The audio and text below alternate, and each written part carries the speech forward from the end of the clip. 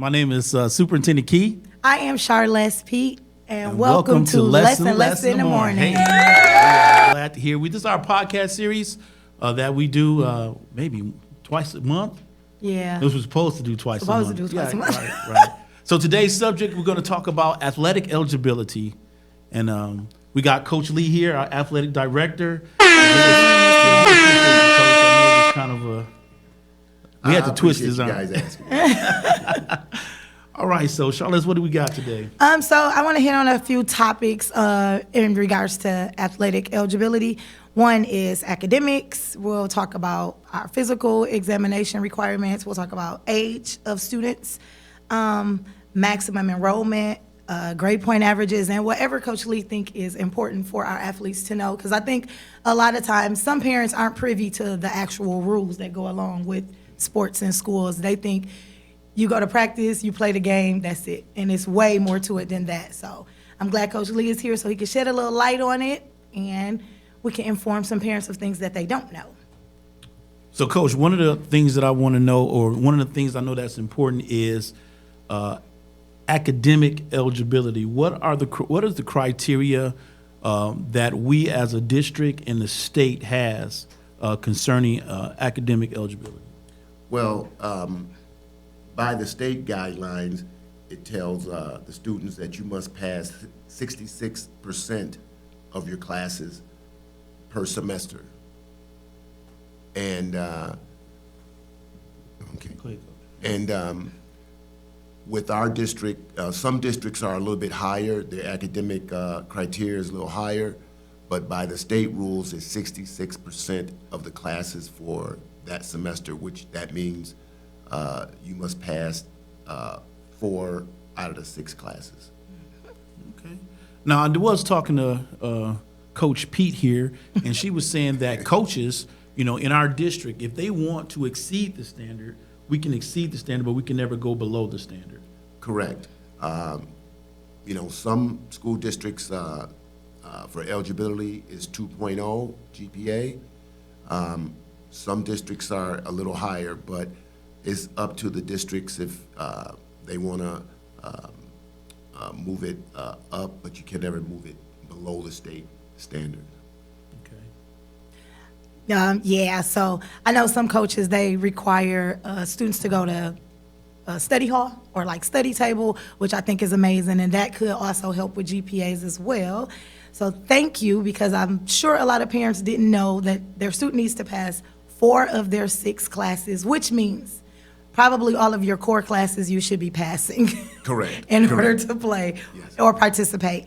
Talk to us about physical examinations and how important they are for sports. Can we talk about study table first? Absolutely. Because, we provide study table or tutoring to our athletes or to any student in the school district, period. If a kid needs some extra enforcement with their work after school, whether they play sports or not, that is something that's available to them. And we beg you, and we beg our athletes and parents and students to take advantage of that. Mm-hmm. We got organizations. I think we got, what organizations do we have here? University of Michigan Flint comes in every Tuesday and Thursday from 3:30 to 5:30, and they are here to help with whatever subject our students need help with. And Coach Lee has made it a standard here in Westwood Heights for all athletes that have below a C to attend study hall. Yes, it's important because things that they may not be able to complete in class, if they come to the study table period, it would allow them to finish up with more work and stay on top of it and not get behind. It's important. So what happens when a kid after school, they go eat the supper and then they just hang out a little bit before study table? What happens to those students? Because I know what they do. They go home and they'll say, I went to study table, but they never showed up. So what happens when they don't show up on time? With football, we do a little extra work sometimes in the mornings and sometimes after practice. We encourage those young ladies and young men to really take their academics serious, because in order for them to go to the next level, you have to have certain standards that you got to meet through the NCAA. So the study table has been great for Hamity, and we're looking forward to continuing it in January. So, Charles, when you guys do the sweep at the end of the day, kids who are not in their place of assignment, they usually be asked to leave the building. Yes. And so how strict are we with those rules? We're very strict, but sometimes students do slip through the cracks. Their friends may let them in or anything, but we've become very adamant with getting the students out of the building, because 10 times out of 10, that's when things happen. When kids are unattended or adults aren't around, but adults, not that they're not around, they're off work. So students aren't supposed to be in the building, and they aren't supposed to be certain places. So we're very adamant with not even putting them outside. We just put them in between the double doors, because it is cold some days, and we don't want students just standing outside. Right. And so my point was, parents, students, if you are supposed to be in an assigned area, especially study table or your tutoring classes, it behooves you, that means it's in your best interest, to get there quickly and expeditiously. If you're supposed to be there at 3:10, please be there at 3:10, else we're going to ask you to leave, because we don't want just students roaming the building without adult supervision. That was my whole point, to make sure that we don't waste the University of Michigan's Flint people's time coming here to help our students, and they're not where they're supposed to be, or they're walking in study table extra late. Okay, so now we can talk about the other part. Okay, that was my point. Okay, Coach Lee, could you please shed a little light on physicals and how important they are for sports? Because some students will say, "Why I got to get a physical every year?" Well, first and foremost, things change from year to year, where a young man, young lady may not have any kind of illness going on, but then the next year when they take the physical, if something occurs, we have the people in place to catch it and hopefully, set things up so that they won't get sick or anything. But we do physicals in June. Every June we'll do physicals. Is it a cost for it? Free of charge. Okay.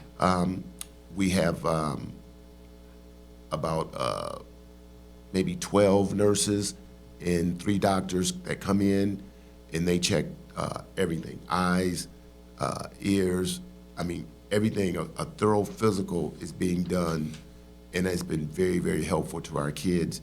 And then when the school year starts, they don't have to worry about getting physicals, because they've already got them, and they're all set to participate in athletics. So what about parents? Is it okay for a kid to take a physical here for free and then go to their primary physician? Because I know some parents be like, nope, I'm going to set an appointment for his primary physician, so therefore he doesn't have to take the physical. But instead of being in June, it's going to be in late July. Right. So it's okay for them to take that free physical first? Yes, Okay. yes. If they take the physical, we know we have it on hand, and if something happens where they won't be able to make the second physical, then they already have the physical completed, and it's just so convenient, because that's all they have to do is come to the school, and we take care of the rest. Okay.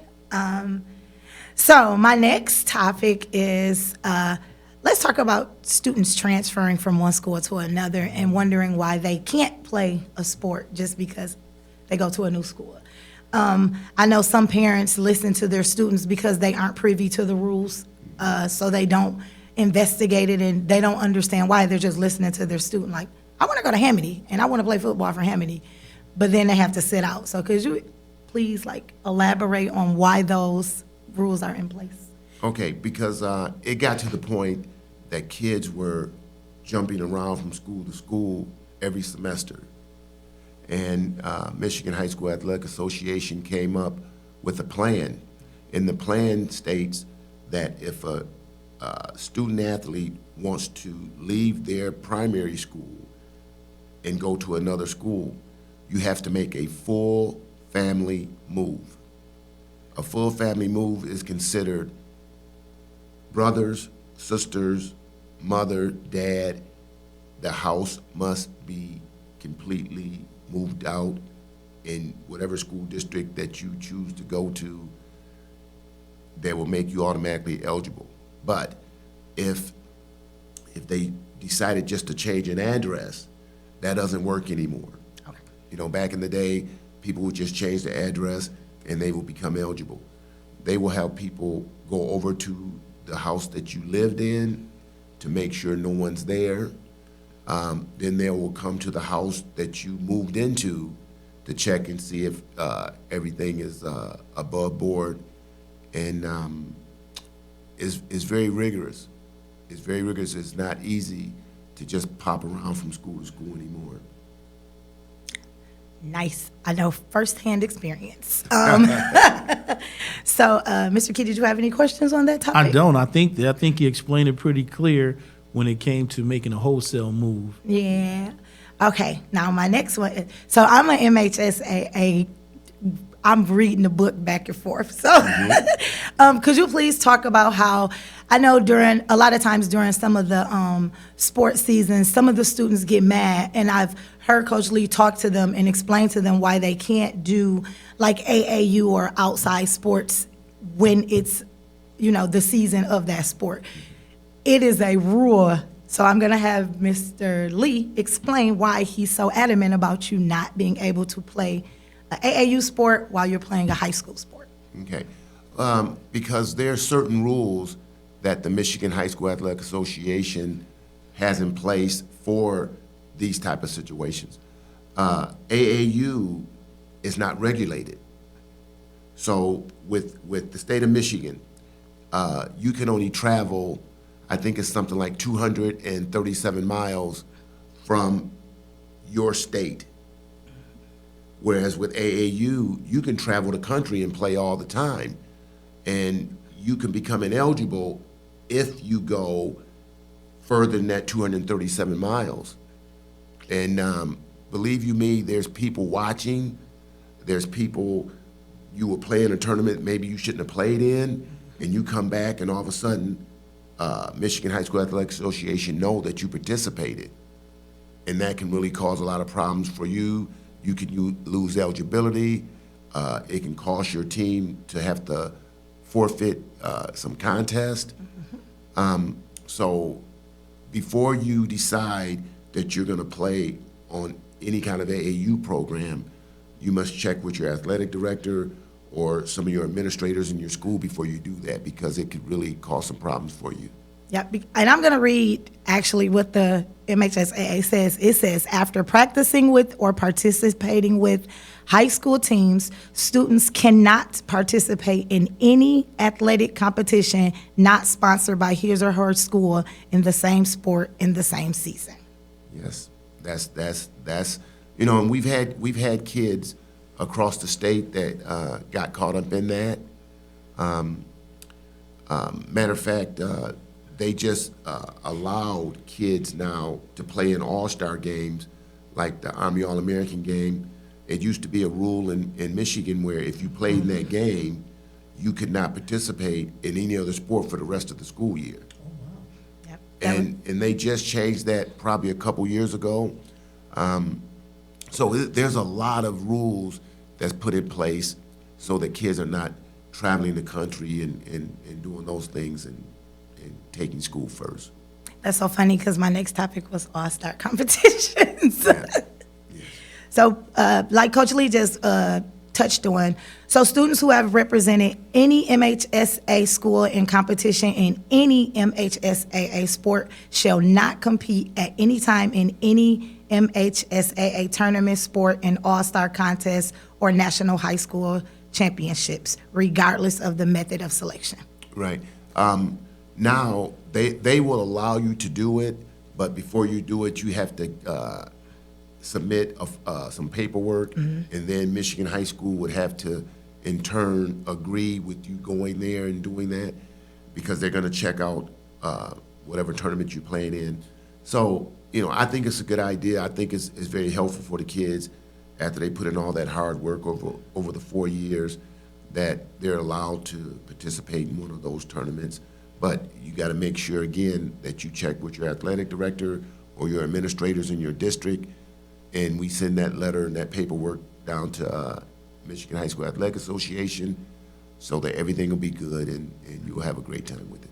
Yep, because they also say that exceptions are made for 12th graders who receive written permission. There you go. So that means ignorance of the law is not an excuse. No, not at all. And the person that really suffers is the student. And so that's my problem. Absolutely. When adults, not adults that don't mean well, because they all mean well. Yeah. But you got to make sure that you protect the athlete, the student athlete. Student athlete. Student first, athlete second. Okay? And so we want to make sure we protect our young people. Oh, no question. No question about it. Coach Lee, do you have anything that you would like to add to this? We know you're the expert here. Well, I don't know about that, but I'm very heavily into the athletic piece, whether it's male or female. I think that participating athletically builds a lot of character. And once I've told all the guys and ladies who ever played for me, when you go to an interview to get a job, they're going to ask you what are some of the things you do, or what have some of the things you've done. And they see on your resume that you were involved with athletics. Number one, it tells you that you can get along with people, because if you're playing a team sport, then you have to get along with your teammates. And people who are hiring, they love hiring athletes because they know how to compete, they know how to work hard, they know how to do the extra things. It just opens up so many doors for you. I know it opens up so many doors for me, and I wouldn't change it for anything in the world. I think kids should be involved athletically as well as, doing the academic piece. But that athletic piece is so, so important because it teaches your kids discipline, time value. And you can follow instructions. Yes, You're coachable. yes, That means that's important to be coachable. yes. Okay. Mr. Key, you have anything for me? I Coach don't. Lee? I think this is a very knowledgeable podcast today. I hope our parents and our students understand. And then if you got any questions, though, please do not hesitate to give Coach Lee a call. Or you can, no, most people don't like this, but you can call the Michigan High School Athletic Association as well. Get one of their books, read it for yourself to find out exactly, because there's a lot of bylaws and subsections, things in there that a lot of people don't know about. That is very helpful, and Coach Lee knows all that stuff as well. So that's all I got. Hey, I appreciate you guys inviting me. I had a great morning. Thank you so much. Thank you for joining us. If you have any questions, you can always email me at cp@hamidyhawks.net. Any subjects that you want us to talk about, give her an email. All Thank right? you. Thank you, guys. See you later.